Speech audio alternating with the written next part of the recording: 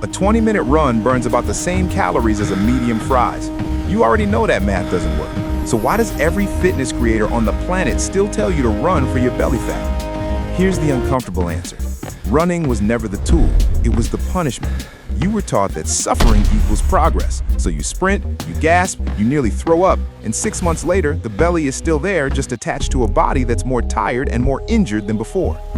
I'm gonna show you why running is one of the worst tools for stubborn belly fat, and why a slower, boring movement most people ignore completely actually outperforms it. Not because it burns more calories, because it changes what your body does with the calories you already burn. There are exactly 3 rules that make this work. Skip any one of them and you're just a person going for a stroll. Follow all 3 and you've built what I call the walking protocol. Stay with me because rule 2 is the one almost nobody does correctly, and it's the reason most walkers see nothing for months. Before the 3 rules, we need 5 minutes on why your belly fat refuses to listen to cardio. Your fat cells are not identical little balloons. They're covered in receptors, tiny docking stations that receive chemical signals telling the cell to release fat or hold on to it. There are 2 kinds you need to know: beta receptors and alpha receptors. Beta receptors are the release valve. When stress hormones like adrenaline arrive, beta receptors open the gate and let stored fat flow out to be burned.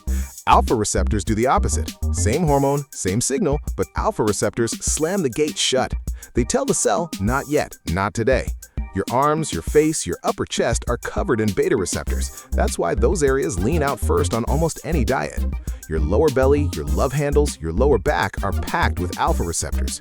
Your body treats that fat like a locked emergency reserve, built by evolution to survive famine. It does not care that you have a beach trip in 6 weeks.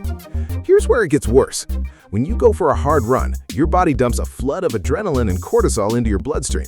In your arms, that flood hits the beta receptors and fat comes loose. In your belly, that same flood hits the alpha receptors and the gate locks tighter. You are quite literally training your body to protect your belly fat every time you sprint.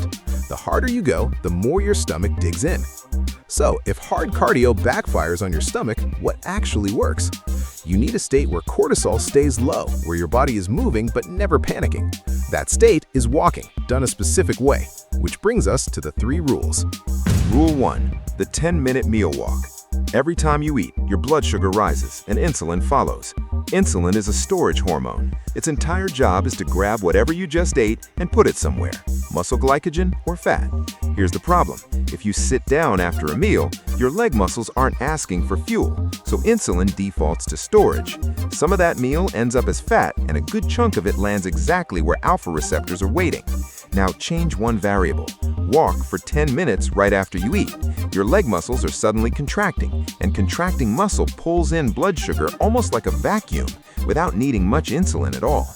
You've just given your body somewhere else to send that energy besides your stomach. The rule is simple. After your 2 biggest meals of the day, you get up and walk for 10 minutes. No exceptions, no waiting for a better time. The moment the fork goes down, the walk begins.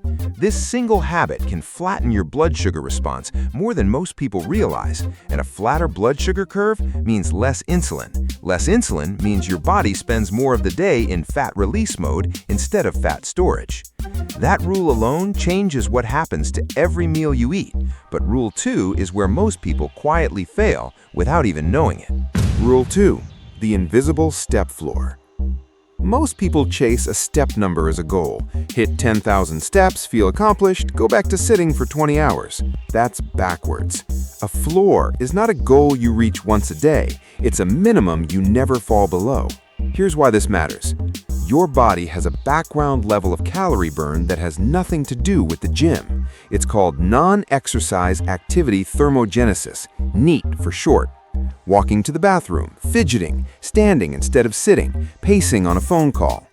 Research on identical twins and metabolic wards has shown that NEAT can vary by well over 1,000 calories a day between 2 people who look similar on paper. That's not a rounding error. That's the difference between effortless leanness and a stubborn belly. When you sit for 10 hours a day and then go run for 30 minutes, you think you've earned a calorie surplus. Your body disagrees. After a hard session, it quietly makes you move less for the rest of the day without you noticing. Fewer fidgets, less pacing, more sitting still. Walking doesn't trigger that shutdown. It's gentle enough that your body doesn't compensate by going lazy afterward. Set a floor, not a goal. Somewhere around 8 to 10,000 steps, and treat any day below that number as an incomplete day, not a missed workout. An incomplete day. The same way you wouldn't skip brushing your teeth. Stack this on top of your meal walks, and steps start accumulating almost automatically, without ever feeling like exercise. You've got the meal timing down. You've got your daily floor locked in. Now for the rule that turns this from maintenance into actual fat loss. Rule 3. Grade over speed. Flat ground walking is good. It's the baseline. But if you want faster results without turning it back into punishing cardio, you change the terrain, not the effort. Walking uphill or on an incline dramatically increases the demand on your glutes and hamstrings, some of the largest muscles in your body, without the joint pounding of running. There's a version of this that went viral for a reason, often called the 12-3-30 method. A 12% incline, 3 miles per hour for 30 minutes. It burns close to what a jog would while keeping your heart rate in a low enough zone that cortisol stays quiet, which means the alpha receptors on your belly never get the signal to lock down. Here's the mistake almost everyone makes when they try this. They grab the handrails and lean back. The second you do that, you shift the load off your legs and onto your arms. You've turned a hard incline into an easy one, and you don't even feel it happening. Let your arms swing naturally. If you can hold an incline without gripping the rails, lower the incline until you can. Form protects the result. 2 to 3 incline sessions a week, stacked on top of your daily step floor and your meal walks, is where people usually start noticing their waistband loosen before the scale even moves much. Rehook. 3 rules: meal walks, the floor, the incline. That's the entire protocol, but none of it works if you ignore the next part. Nutrition reality check. Walking cannot outpace a bad plate. A large iced coffee with syrup can carry 400 or 500 calories. That's close to an hour of walking undone in 5 minutes through a straw. This is not permission to skip walking. It's a warning against using walking as a license to eat more. "I walked today, so I deserve this," is the exact thinking that keeps people stuck for years. Think of your food as the steering wheel and walking as the engine. The engine can be running perfectly, but if you keep turning the wheel in the wrong direction, you're not going anywhere near the destination you want. You still need a moderate calorie deficit, somewhere around 300 to 500 calories below maintenance, and you still need enough protein to protect the muscle you have while that deficit is running. Walking is the accelerant, not the fuel source. Get the plate right, and these 3 rules will move faster than you expect.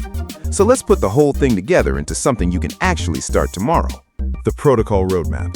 Weeks 1 and 2, find your baseline. Open your phone, check your average daily steps, add the 2 meal walks on top of whatever that number already is. Don't worry about hitting a big total yet, just build the habit of standing up after you eat. Weeks 3 and 4, lock in the floor. Push toward 8 to 10,000 total steps every day. Rain or shine, no negotiating. Weeks 5 and 6, add the incline. 2 sessions a week, 12% incline, 3 miles an hour, 30 minutes if you have access to a treadmill, or find a hill and walk it if you don't. Run this for 6 weeks straight, alongside a moderate deficit and enough protein, and the fat that never moved during your cardio phase finally starts responding. Running isn't evil, but it was never built for stubborn belly fat. It spikes the exact stress hormones that tell your alpha receptors to hold on tighter. Walking, done with intention, timed after meals, held to a daily floor, and occasionally tilted uphill, creates the low-stress, high-frequency environment your belly fat actually responds to.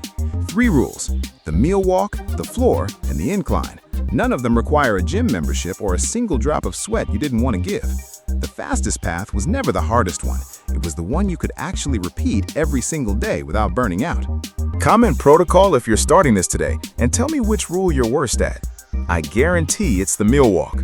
If you haven't seen the video breaking down exactly what to eat during a fat loss phase, that's your next watch. It's linked right here. Subscribe if you want fitness advice that's actually built on how your body works, not on how hard a workout looks on camera. I'll see you in the next one.